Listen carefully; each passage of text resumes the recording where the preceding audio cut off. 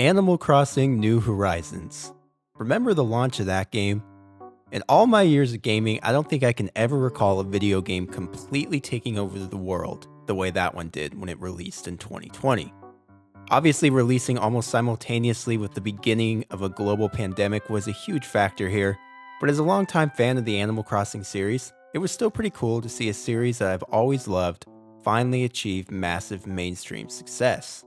Hell, I remember growing up playing the older games in the series and never speaking a word of it to anyone. Back in my day, you could get your ass kicked for playing games like that.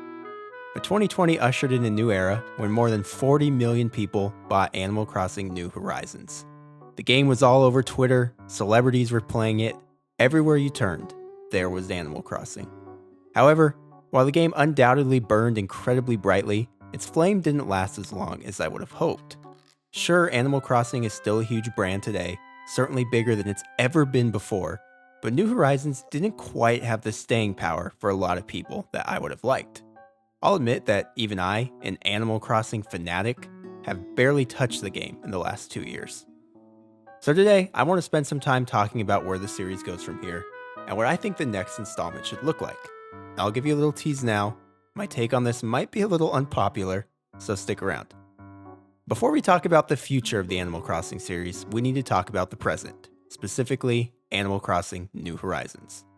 Before I get into my criticisms, let me be clear. I love New Horizons. As I said, not only did it usher in a massive wave of new fans, it also provided me with hundreds upon hundreds of hours of entertainment when entertainment was desperately needed. New Horizons did a lot of great stuff and pushed the series in exciting new directions in many ways. For example, the island customization options that it presented were a huge step forward for the franchise. I fell in love with the Animal Crossing games all the way back in 2005 with Animal Crossing Wild World, and I remember the painstaking process of trying to transform your town mat by mat, and just how frustratingly limited that system was.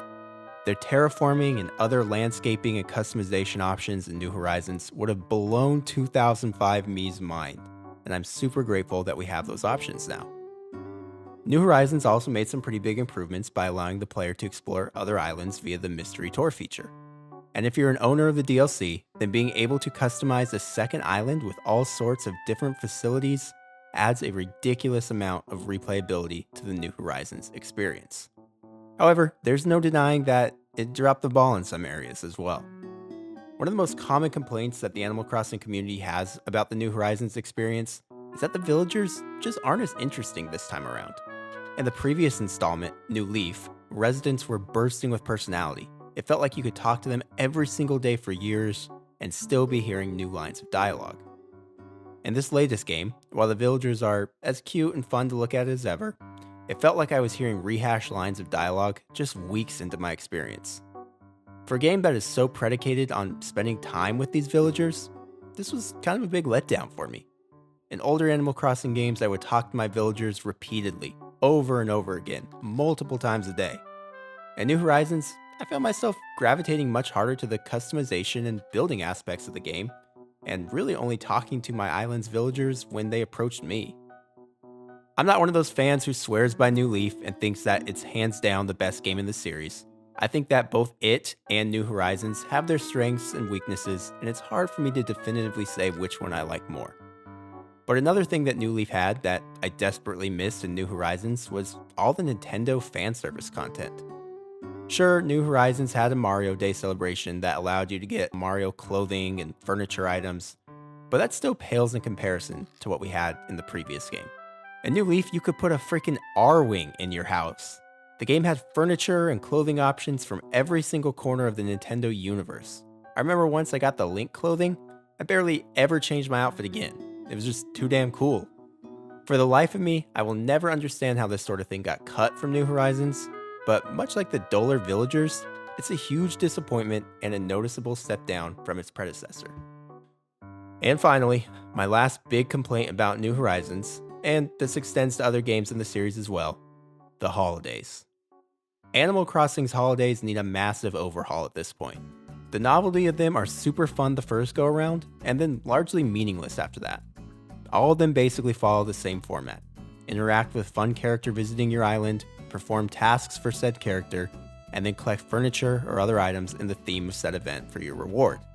Like I said, it's really charming the first time, and seeing all the villagers decked out in holiday attire is always neat, but after experiencing each holiday the first time, there's really little incentive to ever participate in that holiday again. Why would I want to participate in the same activities I did the previous year when I already have the rewards from that holiday? And most of the holiday items are pretty underwhelming as well, so personally, I didn't find too much of a draw to many of them in the first place. Here's the thing though, and I realize this might be where some people get upset, but basically all the problems I just spoke of could be fixed by making the next Animal Crossing game a live service title. I know that live service has become a bit of a dirty phrase in the gaming industry, and don't get me wrong, I would hate to see Nintendo implement this sort of thing in any of their other franchises, but it just makes too much sense here. Let's talk about how this could look. The next Animal Crossing could launch as a free-to-play or $20 game with a commitment from Nintendo to making it the Animal Crossing game for the next 10 years. A constantly evolving live service title could help eliminate the staleness issue that New Horizons had, and to a lesser degree, other Animal Crossing titles have faced as well. Animal Crossing is meant to be a life sim, but as any diehard fan knows, it becomes relatively easy to see everything that life sim has to offer after about a year of gameplay. Now obviously, getting a year of gameplay out of a video game is incredible value, but Animal Crossing is a series that wants its players coming back for years, and New Horizons simply didn't have enough content or post-launch support to warrant that in my opinion. A live service Animal Crossing title could receive regular updates from Nintendo for years, constantly keeping the experience fresh and engaging. Holidays could be constantly evolving, looking different, and giving fresh, new rewards every year. There's even more potential with how this model could improve island residents. They could feel more alive than ever, with lines of dialogue and even new villagers being added to the game on a regular basis. And remember how I complained about New Horizons removing so much Nintendo fan service? A live service model could rectify this in the best way possible. Imagine the next Animal Crossing becoming a love letter to Nintendo in general, featuring more furniture and clothing from the company's catalog of games than ever before. A live service model would even allow Nintendo to release exclusive items in-game that tie into current releases. Mario Odyssey 2 is coming out? Boom! All sorts of themed items from that game are now available for a short period of time in Animal Crossing. Not only does this idea provide players with all sorts of awesome items, it also gives Nintendo an entirely new way to advertise their games. I could easily see a dedicated Animal Crossing player being convinced to buy, let's say, the new Kirby game because they love the Kirby event in Animal Crossing so much. Now obviously the primary reason that people hate the live service model is because of the microtransaction element, and this would certainly be something that Nintendo would have to nail for this sort of game to be successful. Fortunately, I think Animal Crossing could easily be monetized with microtransactions and not piss people off too badly.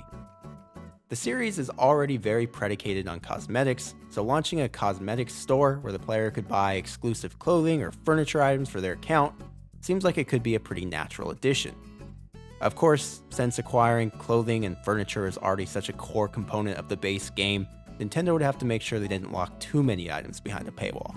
Maybe those exclusive game tie-in items I mentioned earlier could mostly make up the in-game shop, while still allowing players to collect hundreds and hundreds of clothing and furniture items in the game through natural methods. Nintendo could also easily monetize other aspects of the game as well without breaking things too much. For example, in New Horizons, players can acquire Nook Miles tickets, which allow them to visit other islands to farm resources or catch rare bugs and fish. Maybe players could only acquire a certain amount of such an item per day in a live service title, but are able to spend a couple of dollars to acquire additional ones. Don't get me wrong, this definitely does feel a little bit grosser, and I would prefer the model to stick to just making cosmetics purchasable with real money, but I'm trying to be realistic. I could see something like this happening, and even if it's not ideal, I still think the pros of this model that I laid out still far outweigh these few cons. And ultimately, I think that's the main idea. Taking Animal Crossing in a live service direction would have some downsides. I'm certainly not denying that.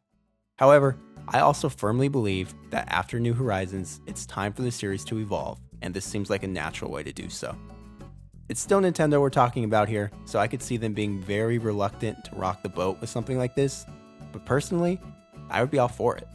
Let me know if you guys agree or think I'm an absolute moron for even suggesting such a thing. I get that this might be a hot take. Regardless, I can't wait for the future of Animal Crossing, and no matter what direction Nintendo decides to go, I hope that the series gets bigger and better with the next installment.